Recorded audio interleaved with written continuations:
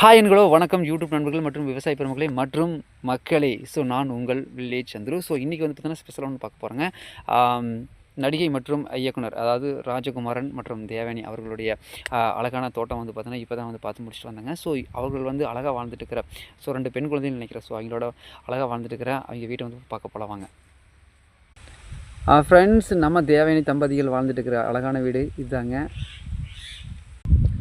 எனக்கு உள்ளே போகிறதுக்கு பர்மிஷன் கிடைக்கல. ஸோ அதனால் வெளியிலேருந்து அவங்களுக்கு நான் ஷூட் பண்ணி கொடுக்குறேங்க, காட்டுறேங்க. அங்கே தெரியுது பாருங்கள், தென்னை மரம், பக்க மரம். ஸோ அதுதாங்க அவங்களுடைய அழகான தோட்டங்க. மிகவும் பிரமாதமான முறையில் அடுக்குமாடி வீடு வந்து கட்டியிருக்காங்க.